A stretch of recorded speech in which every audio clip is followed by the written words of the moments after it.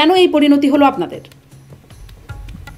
কোন পরিণতি? মানে এই যে মানুষ বলছে পালিয়েছে, আপনারা বলছেন নিরাপত্তার স্বার্থে আসলে সেফ জায়গায় চলে গেছে। কোন মানুষ বলছে? সাধারণ মানুষ। আপনারা যদি গণমাধ্যমে কথাবার্তাগুলো সাধারণ গণমানুষের মধ্যে তো অনেকে বলেছে প্রধানমন্ত্রী নিরাপদ জায়গাতে আছে, আমি কি তাদের কথাও গণায়নি? আচ্ছা, দুটোই নিলাম আমলে, পালিয়েছেন বা তিনি নিরাপদ স্থানে আছেন, সেই অবস্থায় কেন পালিয়েছে যারা বলেছে তারা হচ্ছে হাঁস চোর, মুরগি চোর, বদনা চোর।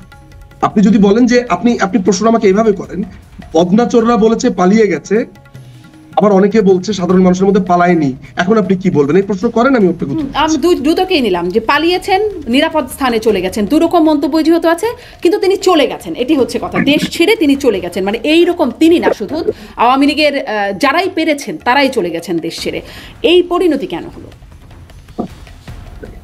দেখেন, এটাকে পরিণতি তো আমি বলবো না, আমি বলবো যে এক ধরনের মেইহেম তৈরি করেছে, সহিংসতা তৈরি করেছে, জঙ্গি হামলা হয়েছে, আর্মির মধ্যে এক ধরনের বিট্রিয়াল হয়েছে, সেনাবাহিনীর অনেক সদস্য বিট্রে করেছে, সেনাবাহিনীর অনেক সদস্য বিট্রে করেছে। এই মহান সেনাবাহিনীর থেকে হিজবুত তাহরি বের হয়েছে, হাঁসচোর বের হয়েছে। আপনার অনেক আর্মি অফিসারকে দেখেছি সেখান থেকে আপনার চুরি করেছে, ডাকাতি করেছে, ধানমন্ডিতে গিয়ে মেজর, ক্যাপ্টেন তারা ডাকাতি করেছে। তো আর্মির মধ্যে চোর আছে, ডাকাত আছে, আর্মির মধ্যে হিজবুত তাহরির আছে, এই যে মেজর জিয়া, যার সাক্ষাৎকার এখন প্রকাশ হচ্ছে, যে ব্লগারকে হত্যা করেছে। আর্মির মধ্যে এই মুফতি জসিমউদ্দিন রহমানিকে স্যালুট দেওয়ার মতো লোক আছে। ফলে এই যে আর্মির মধ্যে চোর অংশ, সন্ত্রাসী অংশ, যারা একটা মৃত লোককেও পেটাচ্ছে, এই অংশ বিট্রে করেছে। ফলে এই আর্মিকেও ঢেলে সাজাবার সুযোগ আছে, তারা করেছে, তাদের কারণে আর্মির মধ্যে আইন শৃঙ্খলা বাহিনী এই ধরনের বিট্রে করেছে। আয়নাঘর তৈরি করা বাহিনীকে কি আপনারা, মানে তাদেরকে কি আপনারা দেখেন নাকি দেখেন না? আয়নাঘর কোনটা? আয়নাঘর কোথায়? আয়নাঘর মানে আর্মির কথা, জয়েন্ট ইন্টারোগেশন সেল। হ্যাঁ, আপনারা যে জয়েন্ট ইন্টারোগেশন সেল, মানে আয়নাঘর বিষয়টি সম্পর্কে আপনারা অবগতই না? না না না, অবগত না কেন? আপনি জানবেন, আমি জানবো, সারাদিন ইন্টারনেটে আমি পড়ি, লেখি, আমি জানবো না কেন? কিন্তু জানা আর আপনার সাথে একমত হওয়া, দুটো তো পার্থক্য। আপনি আয়নাঘর বললে আমাকে আয়নাঘর বলতে হবে, তা তো না। আর্টিকেল 39 অনুযায়ী আমার চিন্তার স্বাধীনতা আছে, তাই আর্টিকেল 39 অনুযায়ী আমি চিন্তার স্বাধীনতা প্রয়োগ করছি আপনার সাথে, তাই না? তো ঘটনাটা কি দাঁড়াচ্ছে? ঘটনাটা হচ্ছে আপনি আয়নাঘর বলছেন, আমি আয়নাঘর বলছি না, আমি এটাকে জয়েন্ট ইন্টারোগেশন সেল বলছি। বাংলাদেশের জয়েন্ট ইন্টারোগেশন সেল বহুত বছর আগে থেকে হয়েছে। তো আর্মিকে এটার জন্য, সেনাবাহিনীর কাকে আপনার ওয়াকারকে আপনি ডাক দেন এটার জন্য, ওয়াকার সাহেবকে আপনি ডাক দিয়ে বলেন দেখি সেই সাহস আছে কিনা। করছে না তো। অন্তর্বর্তীকালী সরকারটা আলাদা জিনিস, ইন্টারিম গভর্নমেন্ট আলাদা জিনিস, ওই প্রভিশনটাই নেই। তাহলে এটা একটা দখলদার শক্তি বলতে পারেন আপনি, তাহলে আমি আপনার সাথে একমত। মানে আচ্ছা, দখলদার বিপ্লবের মাধ্যমে তো আসলে উচ্ছেদই করা হয়েছে, জোরই তো করা হয়েছে, একরকম জোর করেই তো, মানে তাকে। কোনটা বিপ্লব হয়েছে? এই যে জুলাই আগস্ট, এটাকে আপনি কি বলবেন? এটা একটা জঙ্গি হামলা হয়েছে। জুলাই আগস্টে একটা জঙ্গি হামলা হয়েছে। সারা দেশের এত মানুষ, জুলাই আগস্ট বাংলাদেশে একটা জঙ্গি হামলা হয়েছে। সারা দেশের এত মানুষ রাস্তায় নেমে আসছে, সবাই আসলে জঙ্গি হামলা। সারা দেশের কত মানুষ এসেছে? আপনার কাছে কোনো ধরনের ডাটা আছে? আমরা যদি গণমাধ্যমে দেখি, মানুষের মধ্যে আপনি একদম খোলা চোখে যা দেখতে পাচ্ছেন। আমি প্লেন ভিউ দেখবো না তো, আমি কোনোদিনই প্লেন ভিউ দেখবো না। আমি একজন লয়ার, আমার কাজই হচ্ছে খুবই ক্রিটিক্যালি দেখা। নিশ্চয়ই আপনি প্লেন ভিউ দেখতে পারেন, আমি দেখবো না। কিন্তু আমি খুবই ক্রিটিক্যালি দেখি। কিন্তু আপনাকে তো প্লেন ভিউটা দেখতেই হবে, ক্রিটিক্যালি দেখবার জন্য খালি চোখে আগে দেখতে হবে, তারপর আপনি সেটা ক্রিটিক্যাল বিশ্লেষণ করতে পারেন। গণভবনের সামনে যেভাবে আমরা সাধারণ মানুষকে আসতে দেখলাম, ঝাঁপিয়ে পড়তে দেখলাম, বা বিপ্লবের সেই মুহূর্তগুলোতে, বা অভ্যুত্থান, বিপ্লব, আন্দোলন, যাই বলি না কেন, সেই সময় যেভাবে রাস্তায় মানুষকে নামতে দেখলাম, তারা কারা? তারা সবাইকে আসলে জঙ্গি? আমি তো অনেক চোরকে দেখলাম সেখানে, আমি তো কোনো বিপ্লবীকে দেখলাম না। গণভবনের কথাতে, গণভবনে আমি ডাকাত এবং চোরকে দেখলাম, আমি তো কোনো বিপ্লবীকে দেখলাম না। কোনো বিপ্লবী কি মুরগি চুরি করে? কোনো বিপ্লবী কি ছাগল চুরি করে? কোনো বিপ্লবী কি জায়নামাজ, ঘড়ি চুরি করে?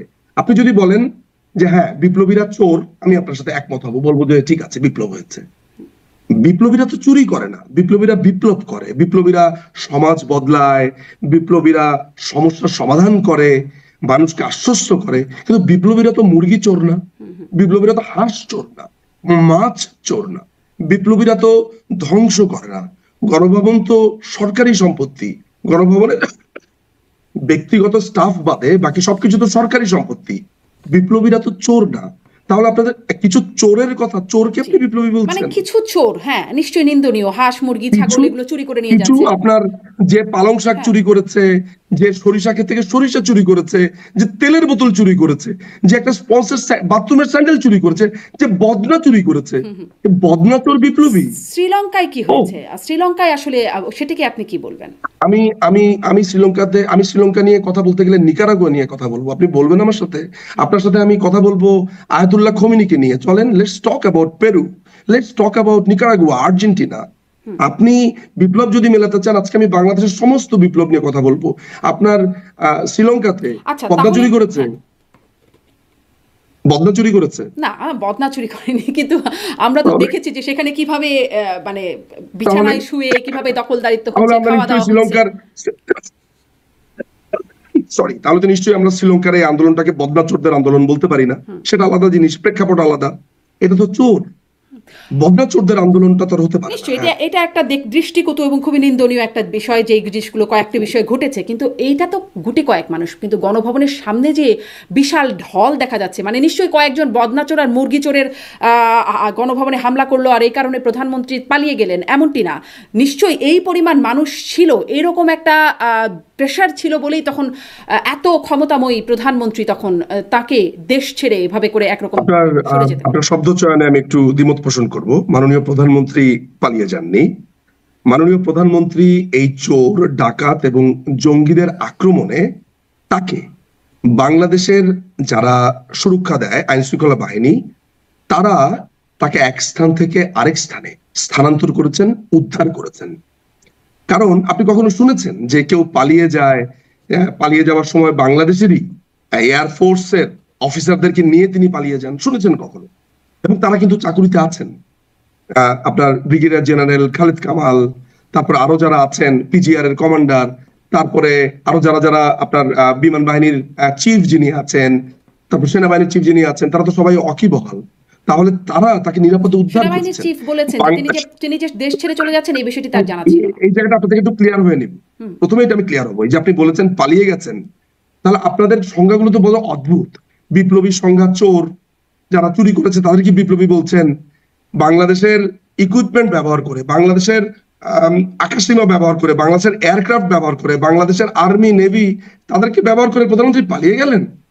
প্রধানমন্ত্রী এই মুহূর্তে আছে নিরাপদ স্থানে, তিনি এখনো বাংলাদেশের প্রধানমন্ত্রী। এই জঙ্গি হামলা কেটে গেলে, অচিরেই কেটে যাবে, তিনি বাংলাদেশে ফিরবেন। আর আপনি যে মানুষের কথা বলছেন এটা আপনি খালি চোখে দেখতে পাচ্ছেন। আমি তো দেখতে পাই যে বাংলাদেশের উত্তরাঞ্চলে, দক্ষিণাঞ্চলে লক্ষ লক্ষ লোক সেদিন রেডি ছিল। কেন আপনি গোপালগঞ্জে লক্ষ লক্ষ লোককে দেখেন নাই? ফরিদপুর, শরীয়তপুর, মাদারীপুর। মাননীয় প্রধানমন্ত্রী দেশরত্ন শেখ হাসিনার একটা নির্দেশের অপেক্ষা করছিলেন, কিন্তু রক্তের উপর দাঁড়িয়ে মাননীয় প্রধানমন্ত্রী তো রাজনীতি করবেন না।